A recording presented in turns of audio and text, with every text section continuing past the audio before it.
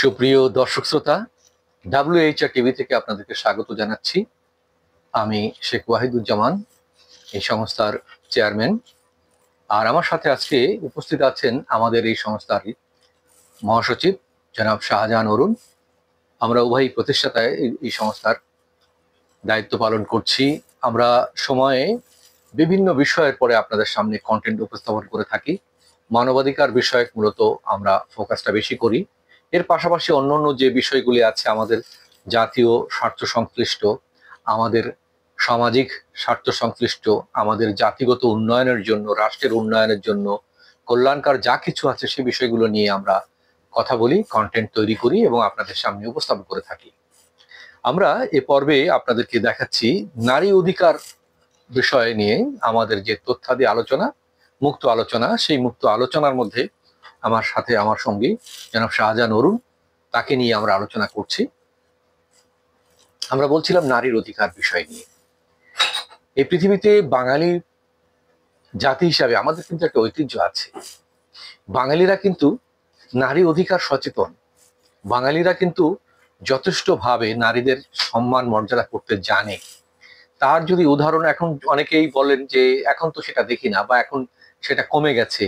যে যে কারণে কমে গেছে তার জন্য আমাদের কিছু অপসংস্কৃতি, আমাদের সামাজিক কিছু কুসংস্কার, কিছু রাষ্ট্রীয় উদ্যোগের অভাব এবং আমাদের সচেতনতার অভাব। সর্বোপরি আমাদের সচেতনতার অভাব এর কারণ, আমরা তাই মনে করি।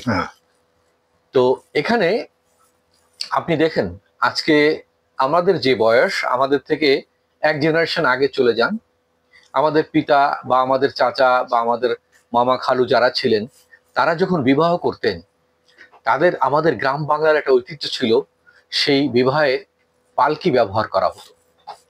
পালকিতে খুব মর্যাদা দিয়ে এবং সেই সময়কার সময় নারীদেরকে পণ দিয়ে, অর্থাৎ তাদের আলাদা সম্মানই দিয়ে বিবাহ করা লাগতো। কারো মেয়ে যে পরিবারের থেকে আপনি নেন না কেন, সেই মেয়েটাকে গ্রহণ করতে গেলে তার একটা সম্মানই দিতে হতো তাকে এবং তার পরিবারকে।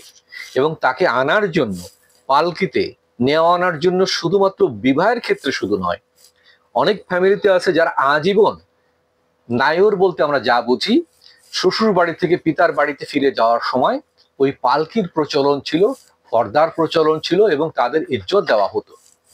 সেই ইজ্জতটা কিন্তু দেওয়ার ফলে শুধু নারীদের ইজ্জত বাড়তো না, ওই পরিবারগুলোর সাথে জড়িত পুরুষদের ইজ্জতও বাড়তো। তার কারণ তখন মানুষ মনে করতো যে এই সমাজের নারীরাই পুরুষদের কাছে এতটা সম্মান পায়, মর্যাদা পায়, ইজ্জত পায়, তাহলে এই পুরুষরা যথেষ্ট কৃতজ্ঞ এবং সচেতন। ঠিক কিনা? তো দেখেন, আপনার মাকে বা আমার মাকে, আমার দাদিকে, আমার দাদা বা আমার বাবা, তারা যেভাবে আনতেন পালকিতে করে, যে সম্মানের সাথে, এবং তাদেরকে যে সম্মানই দিতেন, যে একটা পরের একটা মেয়েকে আমার ঘরে আনবো আমি, এবং সেখানে তাকে আমার সারা জীবন সে আমার সেবায়, আমার সঙ্গিনী হিসাবে, তাকে আমরা বলে থাকি অর্ধাঙ্গিনী, আমার থাকবে। তো তার একটা আলাদা মর্যাদা আছে না? সেই মর্যাদার রেওয়াজটা কিন্তু বাঙালি সমাজে ছিল। হয়তো আমরা মডার্নাইজ হতে গিয়ে, আমরা বেশি অত্যাধুনিক হতে গিয়ে আমরা সেইটা বিসর্জন দিয়ে ফেলেছি।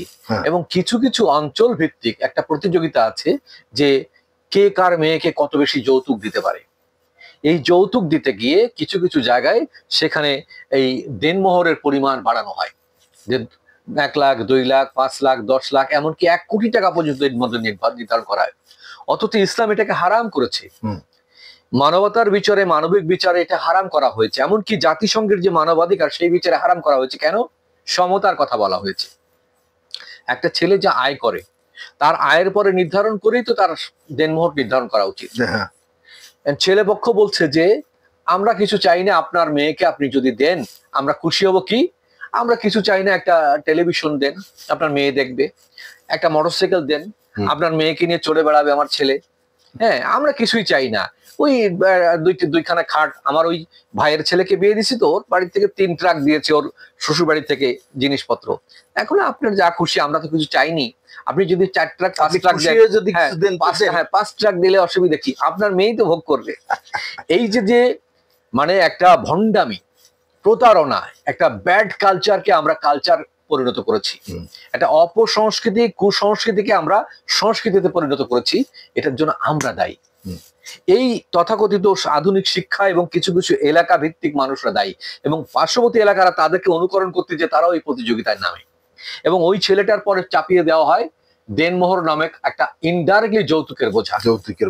একটা ছেলে তার মাসিক যে আয় আছে তাতে তার স্বাভাবিকভাবে তার বড় জোর 1 লক্ষ টাকা বা 50,000 টাকা তার কাবিন দেওয়ার ক্ষমতা আছে, এবং যেটা ইসলামী বলা হয়েছে নগদ দিয়ে দিতে। সেই ক্ষেত্রে কি করা হয়, 10 লাখ টাকা কাবিন লেখেন, 5 লাখ টাকা উসুল, 5 লাখ টাকা বাকি। হ্যাঁ, কিন্তু দেখা যাচ্ছে ওই বিয়েতে ছেলে পক্ষ 10 লাখ টাকার গহনাই দিয়েছে, সেটা কিন্তু কাবিনে লেখা হয় না, অনেক সময় সেটাকে উজ্জ্ব করে রাখা হয়। আমি সাক্ষী আছি, আবার কোনোটা একজন শিল্পপতির, বিখ্যাত আমাদের দক্ষিণবঙ্গের একজন শিল্পপতির ছেলের বিয়েতে, ছেলেটা লাভ ম্যারেজই করেছে বলতে গেলে, তার বাপ মার সাথে ভালো মানে ই করে নিয়েছে, যাতে উভয় পক্ষ রাজি হয়ে বিয়ে হয়। তো সেই ক্ষেত্রে আমি সেই বিয়েতে ছিলাম উকিল পিতা। আমি উকিল পিতা হিসাবে তার বাবা মা আমাকে নির্ধারণ করলেন, ছেলের বাবা মা, যে তুমি উকিল পিতা আমার ছেলের বিয়ের। সেখানে আমার জানা মতে কমপক্ষে 30 লক্ষ টাকার খালি গহনা দিয়েছে। আপনি ক্যান ইউ ইমাজিন, 30 লক্ষ টাকার গহনা দিয়েছে, শাড়ি চুড়ি পারফিউম আরো 10 লক্ষ টাকার কলকাতা নিয়ে যে তাকে বাজার করে কিনে দিয়েছে মেয়েকে, বিয়ের আগে থেকেই। তারপরে দেনমোহর যখন লেখা হচ্ছে তখন মেয়ের বাবা বলছে যে ওখানে 20 লাখ টাকা লেখেন। আমি বললাম যে বিয়ে তাহলে কিছু একটা উসুল দেখায় দেন, এর আগে তো আমরা অনেক গহনা কাটি অনেক কিছু দিয়েছি। না, ওসব বাদ,